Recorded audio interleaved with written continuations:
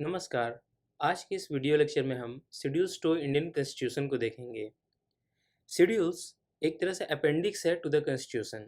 Appendix to the constitution कहने का मतलब हुआ कि कॉन्स्टिट्यूशन के मेन टेक्स्ट बुक या मेन आर्टिकल्स में हम जो डिटेल्स को नहीं लिख सकते हैं, उन डिटेल्स को सेपरेटली लिखा गया है, उन्हें ही अपेंडिक्स कहते हैं।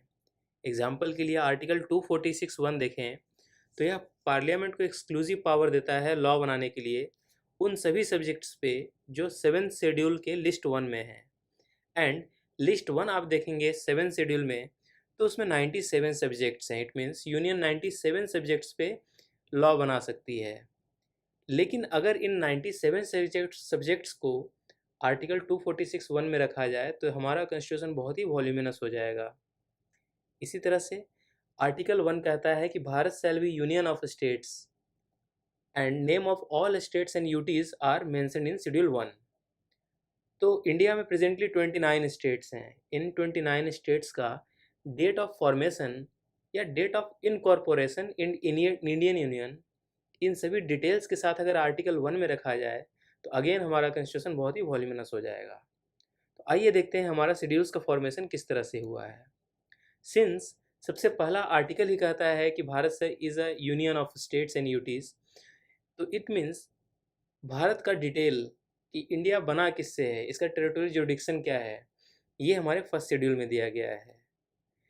इस बड़े देश को, इस इंडिया को रूल करने के लिए हमें लोगों को काम पे रखना पड़ेगा और उनके जॉब कंडीशंस को डिसाइड करना होगा, उनके अलाउंसेस, प्रिविलेजेस, इमोलमेंट्स को।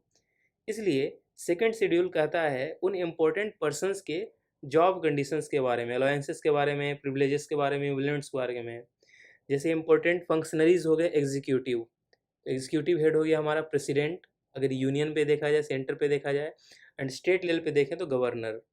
इसी तरह लॉ मेकर्स, लेजिस्लेटर, अगर आप यूनियन सेंट्रल में हेड देखते हैं तो राज्यसभा के लिए chairman and deputy chairman, and Lok Sabha के लिए स्पीकर एंड डिप्टी स्पीकर। इसी तरह से लॉ मेकर्स स्टेट में देखें तो chairman and deputy chairman of state legislative council and speaker and deputy speaker of state legislative assemblies, that is head of the assemblies and councils. Judiciary की बात करें तो सुप्रीम कोर्ट के जजेस central level पे एंड स्टेट लेवल पे high court के जजेस। एंड फाइनली अगर अपने कंट्री को रन करने के लिए हमें लेजिस्लेटर, एग्जीक्यूटर्स एंड जुडिशियरी की ज़रूरत है, तो फाइनली अकाउंट्स को मैनेज करने के लिए, इनकम एंड एक्सपेंडिचर का हिसाब रखने के लिए एक ऑडिटर भी चाहिए। तो इसलिए controller and auditor general of India को भी इसमें जॉब के लिए जॉब कंडीशंस डिफाइन किए गए हैं। जॉब कंडीशन डिफाइन होने के बाद हम अगर इन्हें इतनी बड़ी रिस्पॉन्सिबिलिटी दे रहे हैं तो ज़रूरी है कि हम इन्हें ओथ एंड अफर्मेशन भी दिलवाएं कि जो भी काम करेंगे अच्छे से करेंगे। इसलिए third schedule oath and affirmations की बात करता है। अगर आप लेजिस्लेचर्स की बात करेंगे तो कि वैसे कैंडिडेट जो पार्लियामेंट्री इलेक्शन का पार्ट बनने जा रहे हैं, वंस वो पार्ट बन गए हैं इलेक्शन जीतने के बाद, तो अब ये लॉ मेकिंग में वोटिंग करते हैं। तो उन वोटिंग्स में मेंबर्स ऑफ पार्लियामेंट की बहुत ही इंपॉर्टेंट रोल होता है। इसलिए सेंट्रल लेवल पे member of parliament and state level पे स्टेट लेजिस्लेचर्स, इनका भी ओथ एंड अफर्मेशन की बात कही गई है। वंस लॉ का फॉर्मेशन हो गया तो इनके एग्जीक्यूशंस के लिए सेंट्रल लेवल पे union council of minister headed by prime minister, and state में भी chief minister along with other ministers. अगर कुछ डिस्प्यूट डिबेट होता है तो उसे दूर करने के लिए जुडिशरी है, इसलिए सुप्रीम कोर्ट के जजेस, हाई कोर्ट के जजेस। एंड फाइनली जो हमारे कंट्री के अकाउंट्स को मैनेज करते हैं, अकाउंट्स को ऑडिट करते हैं, उनका भी ओथ एंड इन्फॉर्मेशन जरूरी है। थर्ड शेड्यूल में प्रेसिडेंट के ओथ एंड इन्फॉर्मेशंस की बात नहीं की गई है। प्रेसिडेंट के लिए ओथ एंड इन्फॉर्मेशंस आर्टिकल 60 में डिफाइन किया गया है। आगे देखते हैं कि अब अगर देश के गवर्नेंस की बात किया जाए तो सेंट्रल लेवल पे अगर कोई भी लॉ एंड पॉलिसी बन रही है तो ज़रूरी है कि हर एक स्टेट का रिप्रेजेंटेशन हो। इसलिए फोर्थ शेड्यूल में एलोकेशन ऑफ सीट्स की बात कही गई है for states and union territories in the Rajya Sabha council of states. Fifth schedule में देखते हैं। तो अभी जब सभी स्टेट्स को रिप्रेजेंटेशन दे दिया गया राज्यसभा में, जैसा हमने फोर्थ शेड्यूल में देखा, तो अब पूरे कंट्री में वैसे बहुत सारे रीजन हैं जो कि फॉरेस्ट एरियाज़ हैं, कुछ बहुत ही बैकवर्ड्स एरिया हैं, उन्हें जैसे शेड्यूल्ड एरियाज़ कहा गया। एंड उसके एडमिनिस्ट्रेशन के लिए एंड उसके बेटरमेंट के लिए कुछ स्पेशल प्रोविजंस बनाने की ज़रूरत है, जो कि नॉर्मल स्टेट से अलग होने चाहिए। तो इसलिए फिफ्थ शेड्यूल में प्रोविजंस को डाला गया है in relation to administration and control of scheduled areas and scheduled tribes. इसमें कुछ स्पेशल प्रोविजंस होते हैं, जैसे कि गवर्नर जो है वो रिपोर्ट करेगा प्रेसिडेंट को regarding the administration of scheduled areas. एक ट्राइबल एडवाइजरी काउंसिल होगा शेड्यूल्ड एरियाज में, and different laws which are applicable to the scheduled areas वो इस फिफ्थ शेड्यूल में रखा गया है। ध्यान देने वाली बात यह है कि नॉर्थ ईस्ट का पार्ट ये एक हिली एरिया है, हिमालयन रीजन है। कॉलोनियल टाइम में भी ये एरिया मेनलैंड ऑफ इंडिया से बहुत ही अलग रहा था। यहाँ की चुनौतियाँ अलग हैं, यहाँ के एस्पिरेशंस डिफरेंट हैं, यहाँ की रिक्वायरमेंट्स डिफरेंट हैं। इसलिए जब कॉन्स्टिट्यूशन फॉर्म हो रहा था तो इस समय जो हमारे स्टेट्स थे नॉर्थ ईस्ट में, असम, मेघालय, त्रिपुरा, मिजोरम, इनके एडमिनिस्ट्रेशन के लिए डिफरेंट शेड्यूल रखा गया, सिक्स शेड्यूल, एंड इसे आर्टिकल 244 के अंतर्गत रखा गया है। इसके बारे में भी डिटेल में हम आगे देखेंगे। It seeks to safeguard the rights of tribal population through the formation of autonomous district council, to which Constitution has given varying degrees of autonomy within the state legislature. अब बात करते हैं कि सिंस हमने सभी स्टेट्स का ध्यान रख लिया, शेड्यूल्स एरियाज का भी ध्यान रख लिया, तो अब अगर लॉज की फॉर्मेशन होती है तो सेंटर जो लॉ बनाती है वो पूरे स्टेट्स में चलता है। बट स्टेट्स की अगर रिक्वायरमेंट्स देखें तो हर स्टेट में ज्योग्राफिकल कंडीशंस अलग हैं, पॉपुलेशन अलग है, कल्चर अलग है। इसलिए कुछ सब्जेक्ट्स हैं जिसपे स्टेट्स को इंडिपेंडेंटली डिसीजन बनाने के लिए लॉ मेकिंग के लिए पावर दी गई है। तो सेवेंथ शेड्यूल में उन सब्जेक्ट्स को बांटा गया है जिसपे सेंटर इंडिपेंडेंटली अपना पावर एक्सरसाइज कर सकती है। उन सभी सब्जेक्ट्स को यूनियन लिस्ट में डाला गया है। कुछ सब्जेक्ट्स हैं जिसपे स्टेट इंडिपेंडेंटली एक्ट कर सकती है, उसे स्टेट लिस्ट में डाला गया है। एंड कुछ सब्जेक्ट्स ऐसे हैं जिसमें सेंटर एंड स्टेट दोनों को कोऑपरेशन चाहिए, उन्हें कॉन्करेंट लिस्ट में डाला गया है। वंस लॉ बनना शुरू हुआ तो नेक्स्ट चीज़ में प्रॉब्लम ये आई कि सेंटर जो भी लॉ बनाता था और उसे वो जब स्टेट्स में, डिफरेंट स्टेट्स में देता था, तो सेंटर की जो लैंग्वेज है, ऑफिशियल लैंग्वेज, वह हिंदी या इंग्लिश होती थी। बट किसी भी स्टेट में लैंग्वेज डिफरेंट हैं, जैसे साउथ में तमिल हो गया, मलयालम हो गया, कन्नड़ हो गया, तेलुगु हो गया। वो स्टेट्स अपने स्पेसिफिक रीजनल लैंग्वेज में ही मैक्सिमम काम करते हैं, इसलिए उन्हें हिंदी या इंग्लिश में काम करने में प्रॉब्लम हो रही थी।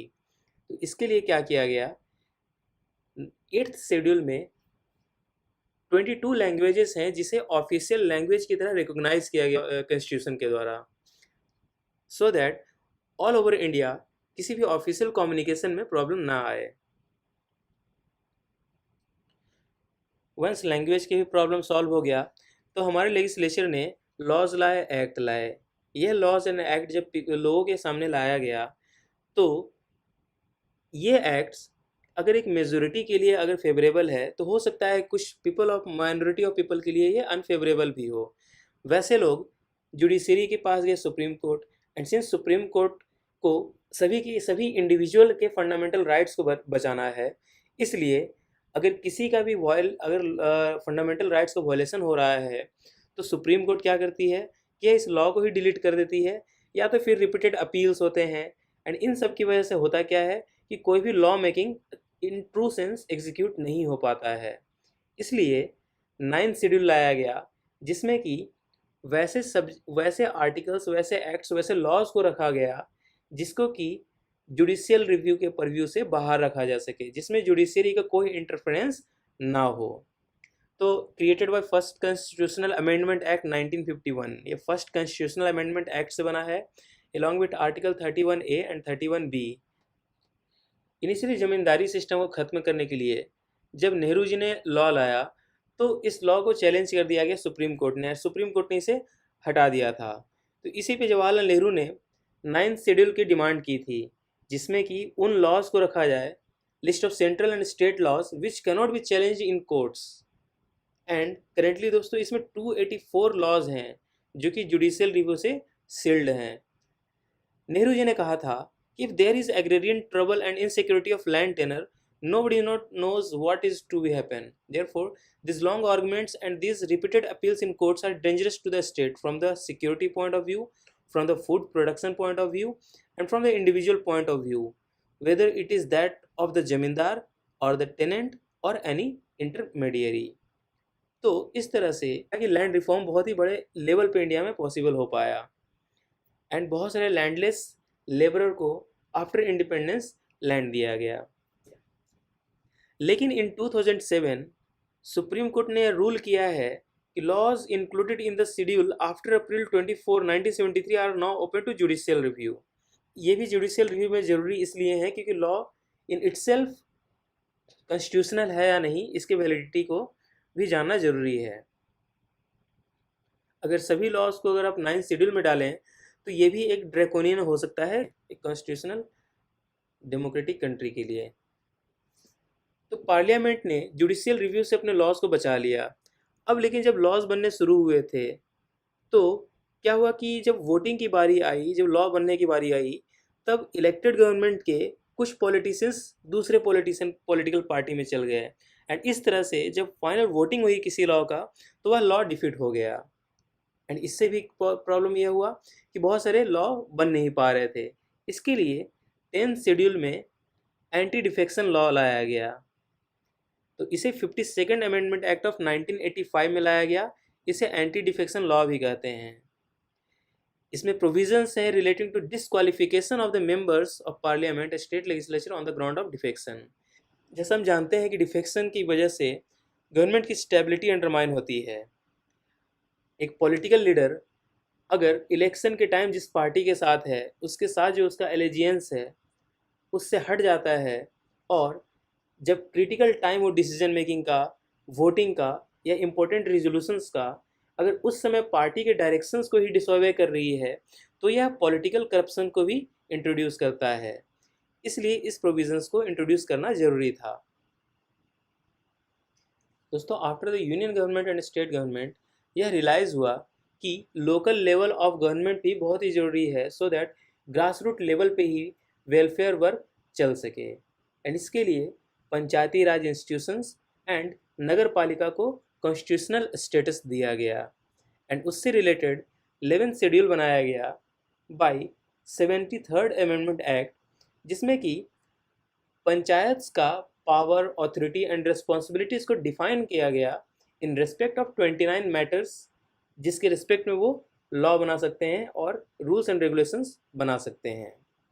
इसी तरह शेड्यूल 12 में म्यूनिसिपैलिटी की बात कही गई है जिसे कि 74th अमेंडमेंट एक्ट में डाला गया है। It deals with the provisions that specify the powers, authorities and responsibilities of municipalities और इसमें 18 मैटर्स हैं। आइए दोस्तों, अब कुछ प्रीलिम्स से रिलेटेड क्वेश्चंस देखते हैं। जैसे कि आप पहला क्वेश्चन देख रहे हैं तो इसमें मैच द फॉलोइंग है कि 3rd शेड्यूल किससे है, 9th schedule, 4th schedule, 10th schedule. अगर आपको शेड्यूल्स याद हैं तो इसका आंसर आप इजीली कर सकते हैं। सेकंड क्वेश्चन है which schedule contain the provisions regarding anti defection. तो ये भी डायरेक्ट क्वेश्चन है कि इसका आंसर 10th शेड्यूल होगा। 7th schedule is connected with, तो इसका भी आपको आंसर पता है कि it is about different subjects, तो partition of powers between centre and state, b option इसका सही आंसर होगा। आगे इस लेक्चर में हम यूपीएससी सिविल सर्विसेज मेंस में आए हुए क्वेश्चंस को देखेंगे। पहला क्वेश्चन है what are the protections afforded to schedule tribes in the 5th schedule of the Indian constitution. इसके आंसर के थ्रू हम 5th शेड्यूल को डिटेल में देखते हैं। पहला प्रोविज़न है कि उन स्टेट्स में जहाँ पर शेड्यूल्ड एरियाज़ हैं वहाँ के गवर्नर्स प्रेसिडेंट को रिपोर्ट करेंगे regarding the administration of the scheduled areas and executive power of union जो होगा वह ओनली डायरेक्शंस के लिए ही होगा to the states so as to administration of the state areas. Formation of tribal advisory council की बात कही गई है on the direction of president. उन सभी स्टेट्स में जहाँ पर शेड्यूल्ड ट्राइब्स होंगे या जहाँ पर शेड्यूल्ड एरियाज हैं, जिसमें मैक्सिमम 30 मेंबर्स होंगे, and 3/4 shall be the representative of scheduled tribes in the legislative assembly of the state. आगे बताया गया है कि यह जो ट्राइबल एडवाइजरी काउंसिल होगा, इसका काम होगा to advise on matters pertaining to the welfare and advancement of the scheduled tribes in the states as may be refer to them by the governor. इसके बाद गवर्नर्स को पावर दी गई है to make regulations for the peace and good government of any area in state being a scheduled area, and such regulations may be to prohibit or restrict the transfer of land by or among members of the scheduled tribes in such area, regulate the allotment of land to members of the scheduled tribes in such area, regulate the carrying on of business as money lender by person who lend money to members of scheduled tribes in such areas. Further बताया गया है law applicable to scheduled areas. Parliament या state legislature द्वारा बनाए गए laws इन areas में apply नहीं होंगे, और अगर अप्लाई होंगे तो आफ्टर सर्टेन मॉडिफिकेशन के साथ होंगे या सर्टेन एक्सेप्शंस के साथ होंगे। इसके लिए गवर्नर को पावर दी गई है कि वह बाय पब्लिक नोटिफिकेशन यह कर सकता है। आगे हम देखते हैं 6 शेड्यूल में क्या प्रोविजंस दिया गया है। जैसा हम जानते हैं 6 शेड्यूल असम, त्रिपुरा, मेघालय एंड मिजोरम के लिए है। इसमें शेड्यूल एरिया को डिफाइन किया गया है, which is such areas as the president after consultation with the governor of the state may by order decide to be scheduled areas, and if there are different scheduled tribes in an autonomous district, the governor may by public notification divide the areas or areas inhabited by them into autonomous region after consideration of the report of a commission appointed under this schedule. आगे कहा गया है constitution of district council and regional councils for each autonomous district। जितने भी autonomous district होंगे इस reason में, उसके लिए district council and regional council बनाने की बात कही गई है, जिसमें मैक्सिमम 30 मेंबर्स होंगे, 30 मेंबर्स होंगे, जिसमें maximum 4 persons nominated by governor होगा, and rest shall be elected on the basis of adult suffrage. आगे district council and regional councils के पावर की बात कही गई है, एंड इनका पावर्स है to make laws with respect to management of any forest जो कि रिजर्व फॉरेस्ट ना हो, use of any canal or water course for the purpose of agriculture, regulation of the practice of jhum or other forms safety cultivation, establishment of village or town committees or councils, any other matter relating to village or town administrations including village or town police, public health, sanitization, the appointment or succession of chiefs or headmen, the inheritance, marriage, divorce, social customs, and allotment, occupation or use or the setting apart of land for the administration of justice in autonomous district and autonomous regions। इसका मतलब district council and regional council village council और courts भी set up कर सकते हैं for trial of suits and cases. इन suits and cases में supreme court and high court के अलावा किसी और भी कोर्ट का कोई जुरिडिक्शन नहीं होगा, एंड गवर्नर ने इन्हें पावर दिया है under code of civil procedure and Code of Criminal Procedure 1898 for the trial of offences punishable with death, transportation for life or imprisonment. Further, इन्हें पावर दिया गया है to assess and collect the land revenue and to impose taxes. More powers हैं to make regulations for the control of money lending business and trading by non-tribals. Such regulations may be like license for doing the business of money lending or rate of interest. They can also give license or lease for the purpose of prospecting for or extraction of minerals. District councils for an autonomous district may construct, manage primary schools, dispensaries, market, etc. and can make regulations to regulate them with the prior approval of the governor. There shall be constitution of district and regional fund for every autonomous district, which shall be credited with all the money received respectively by the district council. And आगे कहा गया है कि there shall be appointment of commissions to inquire into and report on the administration of autonomous districts and autonomous regions. Further आगे बताया गया है कि इन केस अगर गवर्नर यह देखता है कि एनी ऑफ द एक्ट और resolution passed by the district council और regional council is likely to endanger the safety of India, then governor can annul or suspend such acts and resolutions of district and regional council. and even on the recommendation of commissions that is appointed under paragraph 14 of this schedule by public notification order the dissolution of any district or regional councils. Next question देखते हैं। तो 2016 में आया था कि why are the tribals in India referred to as the scheduled tribe, indicate the major provisions in the constitution of India for their upliftment. तो अगर आपको 5th schedule and 6th schedule का प्रोविजंस याद हैं तो आप इस को बहुत ही बेटर तरीके से प्रेजेंट कर सकते हैं। वैसे देखते हैं, tribals in India consist of varying group distributed unevenly across the country and some among them are referred to as scheduled tribes. This is because the name of those tribes are contained in the schedule 5th and 6th of constitution and provisions are applicable to those particular groups only. And now major provisions enriched in the constitution for upliftment of tribals. तो सबसे पहला reservation की बात देखते हैं हम। तो tribal groups mentioned in this schedules are entitled to educational and employment benefits that plans to bring them with par with the other communities. Second is self governance. जैसा हमने देखा है, tribal culture and beliefs are different from the rest of the country, hence self governance measures in the form of tribal councils, autonomous district councils, PESA, etc. to reduce interference with tribal areas. Self sustenance के लिए forest rights act लाया गया that provides non-timber economic rights to tribals for items such as tendu leaves, mahua flower, bamboo shoots, etc.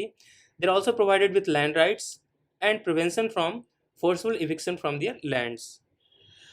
अगर आपको 5th schedule and 6th schedule के provisions याद हैं तो आप इसे और भी बेहतरीन तरीके से प्रेजेंट कर सकते हैं। इवन आप directive principle of state policy को मेंशन कर सकते हैं, जहां पर आर्टिकल 46 में कहा गया है कि educational and economical interest of bigger section of society like scheduled caste, scheduled tribes, इसका भी स्टेट को फोकस करना होगा। This Constitution of India has been sympathetic to the cause of tribal communities in India and provisions have been provided some relief from exploitation. Still there is a long way to go for them to come at par with others. इस तरह से एक positive note पे conclusion होना चाहिए। Next question देखते हैं। तो यूपीएससी 2002 में पूछा गया था, why does the Constitution of India contain different form of oath for the President, the Minister, the Legislature and the members of the Judiciary? Discuss their significance. अगर इस क्वेश्चन में आप अगर ब्रेन स्टॉर्मिंग करेंगे तो प्रेसिडेंट का जो function है, मिनिस्टर का जो फंक्शन है एंड लेजिस्लेचर का जो फंक्शन हुआ या फिर इवन जुडिशियरी का फंक्शन हुआ, सभी एक दूसरे से बहुत ही डिफरेंट हैं एंड इसलिए उनका ओथ एंड अफर्मेशन भी डिफरेंट होगा। तो इसका इंट्रोडक्शन से शुरू करते हैं, कैसे लिखा जाए। तो देख सकते हैं कि oaths and affirmations binds the person to do his duties and demand different type of commitments from different constitutional bodies such as legislature, executive and judiciary to perform varied functions such as law making, law implementing and resolving disputes if any arises in proper functioning of constitutional systems. And अगर हम different oaths की बात करें तो a candidate for election to the legislature of a state or parliament यह oath लेता है to bear true faith and allegiance to the Constitution of India and to uphold the sovereignty and integrity of India. Once यह एक member बन जाता है parliament का या स्टेट लेजिस्लेचर का, तो यह ओथ लिया जाता है to bear true faith and allegiance to the constitution of India, to uphold the sovereignty and integrity of India and to faithfully discharge the duty upon which he is about to enter. इसमें दोस्तों एक third oath add हो चुका है, क्योंकि पहले वह एक कैंडिडेट था, उसके पास रिस्पॉन्सिबिलिटी नहीं थी, उसे बस इलेक्शन में पार्टिसिपेट करना था। अब सिंस वह मेंबर बन गया है और वह लॉ मेकिंग में बहुत ही बड़ा रोल प्ले करने वाला है, debate and deliberations and even voting in any of the laws, तो ज़रूरी है कि वह अपने ड्यूटी को डिस्चार्ज करे faithfully and sovereignty and integrity of India को अफोल्ड करने की कोशिश करे। Member of parliament and member of state बनने के बाद उन्हीं में से कुछ मेंबर्स मिनिस्टर्स बनते हैं। तो ministers of union and minister of state के लिए अगर ओथ देखें तो to bear true faith and allegiance to the constitution of India, to uphold the sovereignty and integrity of India, यह दोनों कॉमन है। थर्ड भी to faithfully and conscientiously discharge the duties of his office, यह भी common है। But इसमें एक और जुड़ चुका है, to do right to all manner of people in accordance with the constitution and the law without fear और फेवर, अफेक्शन और इल विल।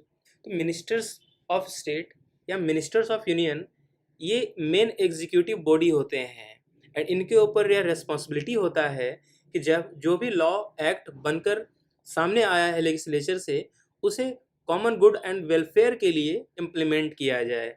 एंड जब इम्प्लीमेंटेशन की बात आती है तो यह ज़रूरी है कि कॉन्स्टिट्यूशनल वैल्यूज़ एंड लॉज का सम्मान रखा जाए एंड बिना किसी डर के या बिना किसी फेवर के कि किसी पार्टिकुलर सेक्शन को आप फेवर कर रहे हैं या किसी अफेक्शन और इल विल से, इन सबको हटाते हुए एक फेथफुली एंड कंसिस्टेंटली अपना ड्यूटी को डिस्चार्ज करना है।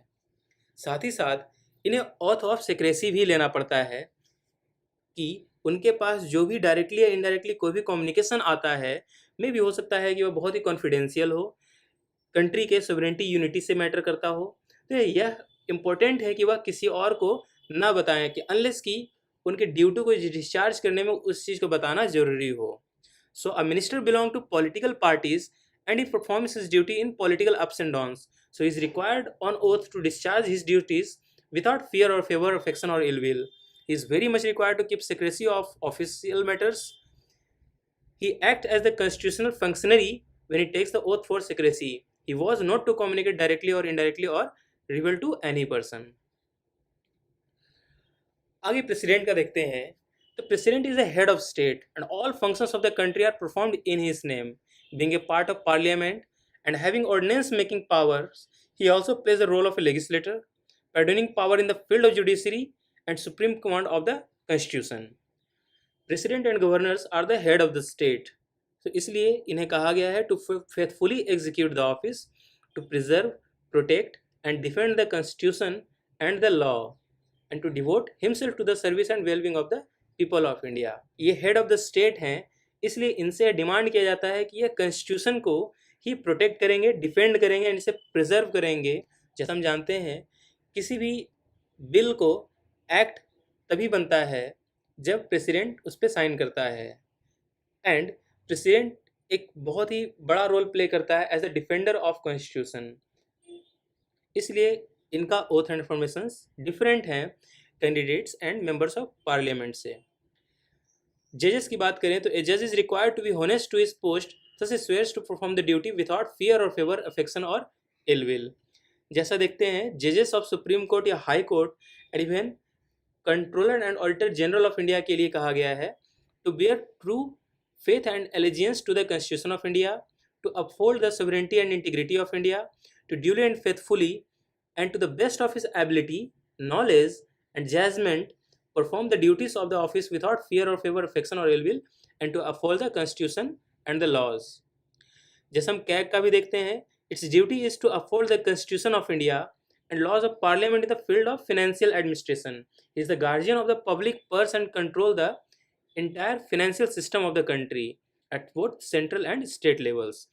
तो अगर जुडिशरी का काम देखें या कैग का काम देखें तो इसमें एक नॉलेज की ज़रूरत होती है, एक इंडिपेंडेंट इंक्वायरी की ज़रूरत होती है एंड इसलिए इनके ओथ एंड इन्फॉर्मेशंस को डिफरेंट कहा गया है। फाइनली अगर कंक्लूजन पार्ट की बात करें तो इसमें हमें डिफाइन करना है कि constitution has defined different designations, their functions, the nature of power they enjoy and the dignity of the post, and इसलिए सभी के ओथ एंड अफर्मेशंस भी डिफरेंट हैं एंड यह जरूरी है कि irrespective of oath and affirmations being different सभी के सभी मिलजुल कर काम करें जिससे कि एक वेलफेयर स्टेट को हम अचीव कर सकते हैं। नेक्स्ट क्वेश्चन देखते हैं। तो यूपीएससी 1993 में आया था, what is the content of 10th schedule of the constitution of India. 10th schedule के बारे में हम जानते हैं कि यह एंटी डिफेक्शन लॉज के बारे में है। इसमें डिसक्वालिफिकेशन है on the ground of defections. जैसे बताया गया है, a member of house belonging to any political party shall be disqualified for being a member of the house if he has voluntarily given up his membership of such political party, or if he votes or abstains from voting in such house contrary to any direction issued by the political party to which he belongs without prior intimation or permissions. एक independent elected member of house वह भी disqualify हो जाएगा अगर वह join कर लेता है किसी भी पॉलिटिकल पार्टी को आफ्टर इलेक्शन। एक nominated member of house shall be disqualified if he joins any political party after the expiry of 6 months from the date on which he takes his office। एक nominated member अगर 6 months के बाद अगर किसी political party को join कर ले तो उस केस में वह डिस्क्वालीफाई हो जाएगा। Disqualifications on grounds of defection not to apply in case of merger. इसमें पार्टी अगर मर्ज करती है तो उसे एक्सेप्शंस में रखा गया है कि अगर कोई भी पॉलिटिकल पार्टी दूसरे पॉलिटिकल पार्टी में मर्ज करती है तो इस केस में एक पॉलिटिकल पार्टी का जो इंडिविजुअल है वह दूसरे पार्टी में चला गया इसलिए वह डिस्क्वालीफाई नहीं होगा, या फिर उसने एक्सेप्ट नहीं किया मर्जर को और यह ऑप्ट किया है कि वह एक सेपरेट ग्रुप की तरह काम करेगा, वह उस मर्जर पार्टी से अलग ही रहना चाहता है, इस केस में उसे डिस्क्वालीफाई नहीं किया जाएगा।